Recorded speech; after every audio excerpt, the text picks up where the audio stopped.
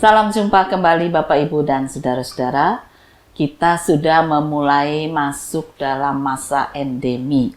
Tetapi tidak berarti kita bisa bebas sebebas-bebasnya dalam arti penyakit itu sudah tidak ada. Justru kita harus sangat waspada juga karena virus itu masih ada, dan oleh karena itu kita harus tetap menjaga karunia kehidupan, kesehatan yang Tuhan berikan. Mari kita lanjutkan kehidupan dengan tetap bersandar pada kekuatan dari firman Tuhan. Firman Tuhan hari ini dari Injil Matius pasalnya yang ke-23 ayat 37 sampai dengan 39. Kita akan bersama-sama berdoa. Bapa di surga, kami mau bersyukur bahwa Engkau sudah memelihara kehidupan kami sampai dengan hari ini. Di tengah berbagai macam pergumulan hidup, persoalan hidup, kesakitan, kesusahan, tetapi juga diimbangi dengan sukacita, dengan gelak tawa. Ajarkan kami untuk tetap bersyukur dan menjaga karunia kehidupan yang Engkau berikan. Biarlah kami mendengar suara panggilan Tuhan, kami mau berlindung di dalam kuasa kasih Tuhan, supaya perjalanan hidup kami boleh senantiasa menjadi kemuliaan nama Tuhan. Berfirmanlah ya Tuhan, kuasai hamba-Mu dengan kekudusan dari sorga. Inilah doa kami dalam nama Tuhan Yesus Kristus. Amin. Yerusalem, Yerusalem, Engkau yang membunuh nabi-nabi dan melempari dengan batu orang-orang yang diutus kepadamu. Berkali-kali aku rindu mengumpulkan anak-anak-Mu, sama seperti induk ayam mengumpulkan anak-anaknya di bawah sayapnya. Tetapi kamu tidak mau. Lihatlah, rumah-Mu ini akan ditinggalkan dan menjadi sunyi. Dan aku berkata kepadamu, mulai sekarang kamu tidak akan melihat aku lagi. Hingga kamu berkata, diberkatilah dia yang datang dalam nama Tuhan. Bapak, Ibu, dan saudara-saudara, dalam masa Prapaskah ini kita diingatkan akan kesedihan Tuhan Yesus terhadap umat-Nya. Ya, secara khusus di sini keluhan Tuhan Yesus terhadap orang Yerusalem.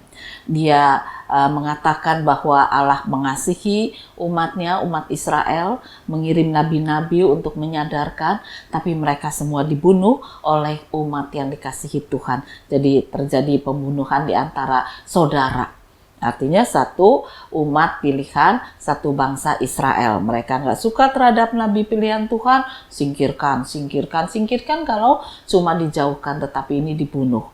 Itu keluhan Tuhan Yesus, betapa kerasnya hatimu, betapa tidak terbukanya jiwamu, tidak terbukanya pikiranmu akan kasih Allah. Kasih Allah yang sudah berulang kali dinyatakan, selalu kamu tutupi dengan kepandaianmu membaca Taurat, kepandaianmu menganggap dirimu lebih pandai dari siapapun, kepandaianmu melakukan hidup sesuai dengan Taurat. Tetapi tidak bermakna, tidak kamu pahami, tidak kamu mengerti. Nah, oleh karena itulah Tuhan Yesus juga menyatakan apa yang akan terjadi dengan dirimu. Ya, kamu akan ditinggalkan, kotamu akan menjadi sangat-sangat sepi. Nah, di sini dikatakan Tuhan Yesus itu melakukan tugasnya sebagai Mesias. Dia memanggil, mengundang umat Israel, orang-orang di Yerusalem untuk datang kepadanya untuk menerima karya keselamatan. Tetapi mereka tetap mengeraskan hati. Diibaratkan seperti induk ayam yang mengumpulkan anak-anaknya ketika ada bahaya, lalu anak-anak itu akan dinaungi oleh tubuhnya, dan kemudian mereka akan berada di balik kehangatan dan keselamatan ibunya. Bapak, Ibu, dan saudara-saudara, pernah terjadi dalam satu peristiwa, apa yang difirmankan ini terjadi sungguh-sungguh. Ketika hujan mulai turun dengan lebat, lalu air hujan mengalir dengan cukup deras, induk ayam itu mulai memanggil anak-anaknya. Dan anak-anak itu berlari-lari cepat datang pada induknya. Kemudian mereka bernaung di bawah sayap ibunya. Dan ibunya menutupi mereka dengan sayapnya, dengan tubuhnya, sehingga anak-anak itu hangat, tidak kehujanan, bahkan dijauhkan dari masalah atau dari malapetaka. Tetapi ibunya tahu bahwa belum semua anaknya itu kumpul. Dia masih berteriak-teriak memanggil satu ekor anak ayam yang masih bermain-main di air hujan di lumpur. Dia masih gembira, menciap-ciap gitu ya, mengepak-ngepakkan sayapnya gembira, tidak dengar suara ibunya. Ibunya sudah berteriak-teriak mengatakan ini bahaya, ayo cepat kembali. Tapi anak itu tetap tidak mau mendengar. Akhirnya sungguh ketika hujan makin lebat, tiba-tiba air mengalir dengan sangat deras dan anak ayam itu terseret. Ibu itu teriak-teriak, tapi dia ingat masih ada di balik sayapnya itu yang harus diselamatkan.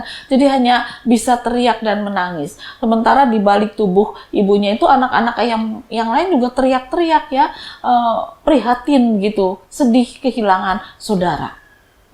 Bapak, Ibu, dan saudara-saudara, cerita ini sangat menarik karena memang ini faktanya seperti itu. Ada anak ayam yang nurut, ada anak ayam yang bandel.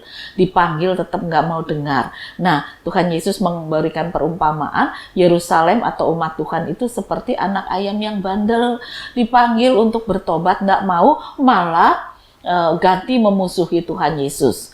Malah mereka memakai Allah sebagai tameng untuk menutupi dosa mereka, untuk menutupi kekerasan hati mereka. Mereka katakan, kami anak Allah yang hidup, tapi kami tidak mengakui Engkau sebagai Mesias. Nah, apa artinya itu semua? Karena jiwa mereka tertutup, hati mereka tertutup, pikiran mereka tertutup, tidak mau dibuka oleh kuasa kebenaran, kasih dalam pimpinan roh Allah sendiri. Mereka memanggil Allah tetapi tidak mendengarkan suara Allah. Nah, itulah yang terjadi. Dari firman ini sekarang kita mau coba lihat diri kita. Mengapa? Karena tidak jarang kita juga menjadi seperti orang Yerusalem, seperti anak ayam yang nakal, menikmati dunia.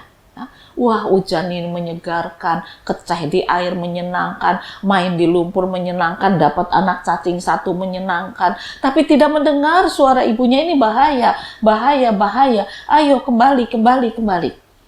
Yang lain mendengar, tapi yang satu ini tidak mau mendengar. Dia menikmati kesenangan duniawinya. Akhirnya ya dia terseret di tengah dunia dan dia hancur di tengah dunia juga. Nah, gambaran ini mengingatkan kita, siapa diri kita di hadapan Tuhan. Apakah sampai dengan hari ini kita masih mendengarkan suara Tuhan? Masa Prapaskah adalah masa pertobatan, kembali melihat diri kita, apakah kita ini selalu mendengarkan suara Tuhan untuk kembali kepada jalan yang benar, atau justru kita mengeraskan hati, tidak mau mendengar suara Tuhan. Nah, mengeraskan hati itu bisa karena kesusahan. Lalu kita putus asa, lalu kita marah, lalu kita kecewa dan kita tidak mau mendengarkan suara Tuhan. Bisa juga kita terlalu senang dengan dunia yang sedang kita nikmati saat ini. Ya. Mungkin pergaulan bersama dengan teman-teman yang baru, yang menyenangkan, mungkin kehidupan baru yang sedang Anda jalani di tengah masa pandemi. Artinya seperti apa kehidupan baru di tengah masa pandemi? Ya dulu mungkin Anda rutin kerja. Sekarang setelah pandemi ada banyak yang di PHK. Lalu cari kerjaan baru. Ternyata kerjaan baru itu tidak membawa pada sejahtera. Artinya jalannya kurang halal atau tidak halal.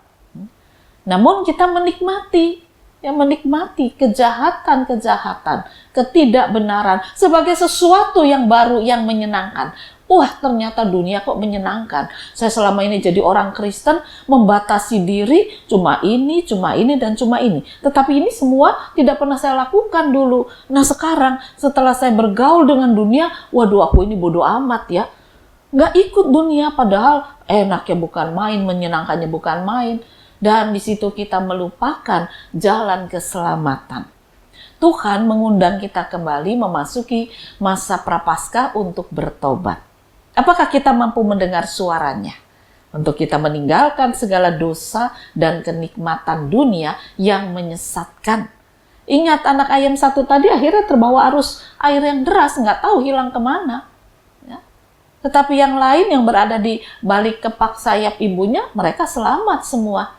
Lalu kita ada di tengah-tengah, seringkali bingung. Mau kembali kepada Tuhan, yo masih nengok di sana dunia menyenangkan. Mau nengok dunia dikatakan memang itu penuh dengan dosa. Jadi di tengah-tengah, ya kehujanan iya, penuh masalah iya, penuh problem iya, teriak sana, teriak sini. Ya, kepingin disenangkan dunia, tetapi minta tolong pada Tuhan Yesus. Ya enggak bisa. Kalau kita mau minta tolong pada Tuhan Yesus, mari datang mendekat kepadanya, tinggalkan dunia. Jangan hati dan mata kita masih kepada dunia, tapi jiwa kita kepingin selamat. Tidak mungkin itu. Kita harus mengambil keputusan. Berada di bawah kepak sayap keselamatan Tuhan Yesus, atau terbawa arus banjir dunia. Tinggal dipilih. Kalau kita mampu mendengarkan kembali suaranya. Saudara, anak ayam yang berada di bawah kepak sayap ibunya itu tidak berarti kenyang. Mereka harus tunggu hujan berhenti. Baru bisa keluar lagi. Baru bisa cari makan. Kalau saat itu mereka lapar, ya harus tunggu. Nggak tahu berapa lama hujan. Kedua, ya desek-desek. Walaupun dikatakan hangat bersama dengan saudara, tapi ya tidak nyaman. Kurang nyaman lah karena tempatnya terbatas. Nah kalau di luar, kepak sayap ibunya, wih, dunia itu begitu luas. Tetapi air banjir siap menghanyutkan. Tinggal kita pilih, saudara-saudara. Tuhan tidak pernah memaksa. Tuhan memberikan pilihan. Kalau kita mau berada di bawah naungan kepak sayapnya, ya terimalah. Problem masih akan tetap ada. Tetapi selama di bawah kepak sayap karya keselamatan Kristus, akan dituntun untuk menyelesaikan dengan baik dalam damai sejahtera dan membawa pada keselamatan. Tapi kalau kita tidak cukup sabar, ya nunggu hujan berhenti itu kapan nggak tahu, lalu kita blodos keluar, ya terbawalah kita oleh arus yang deras dari dunia ini. Nah, oleh karena itu, masa-masa sekarang mari kita kembali merenungkan diri. Seberapa mampu kita mendengarkan suara Tuhan yang mengajak kita kembali. Hai marilah, kembalilah kepadaku. Aku menunggu supaya kamu dituntun kembali pada jalan kehidupan. Nah, pulanglah, kembalilah. Tetapi kalau kita katakan bahwa jiwaku sudah tergoda oleh dunia dan tersangkut pada dunia, berat sekali meninggalkan dunia, ya silakan, resikonya terhanyut oleh dunia. Atau kalau kita di tengah-tengah tadi, ya tetap tidak ada yang memberikan keselamatan. Dunia menolak kita, Tuhan juga menolak kita. Nah, kamu di tengah-tengah nggak punya kejelasan, ya akhirnya kita akan mendapat kecelakaan juga di tengah-tengah itu. Lebih berat penderitaannya. Tidak ada yang menolong, tidak ada yang menopang, tidak ada yang menaungi. Problem persoalan belum akan berakhir. Saya tidak tahu kapan minyak goreng ini akan mengalir kembali.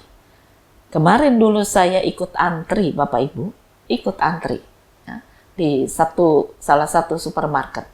Saya kira toko itu buka jam 8, jadi saya datang jam 8 kurang 10, gua taunya yang ngantri sudah, waduh panjang. Ya sudah, saya ya ikut aja antri. Nah, apa nanti dapatnya, saya nggak tahu.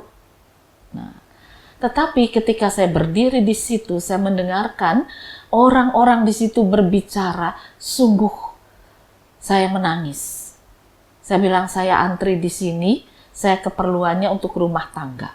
Tetapi mereka yang antri itu memang untuk rumah tangga melalui pekerjaan usaha dagang. Ada yang jual nasi, ada yang jual gorengan, dan mereka membutuhkan minyak. Nggak ada minyak terus mau direbus semua sayurnya, ya bisa. Tapi kan nggak enak, kurang serk rasanya kalau kita ini makan nggak pakai gorengan gitu ya. Dan mereka hidup dari sana. Di belakang saya berdiri seorang bapak sudah cukup tua. Saya tanya, kemana anak-anakmu? Dia diam.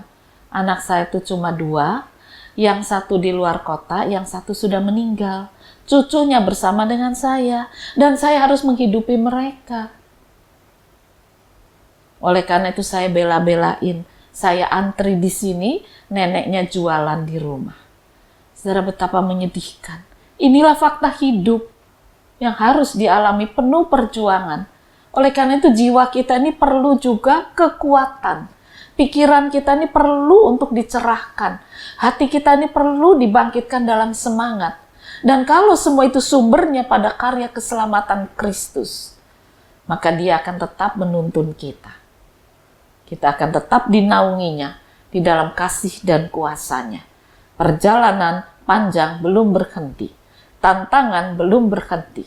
Tetapi ketika kita bersandar pada tempat yang benar, kita punya kekuatan untuk berjalan dalam sukacita dan damai. Jadi, mari belajar dari anak ayam dan induk ayam. Jadilah anak ayam yang nurut. Karena induk yang kita percayai adalah luar biasa. Tuhan kita, Yesus Kristus. Tuhan memberkati firman-Nya. Amin. Mari kembali kita akan berdoa. Tuhan Yesus, memang seringkali kekesalan hati kami, kekecewaan kami membuat kami tidak mendengarkan suara Tuhan. Dengan sengaja atau tidak sengaja, kami menutup diri dari kebenaran firman. Karena kami menganggap Engkau jauh dari kami, karena kami berpikir Engkau tidak sayang lagi pada kami, dan membiarkan kami terus dalam penderitaan.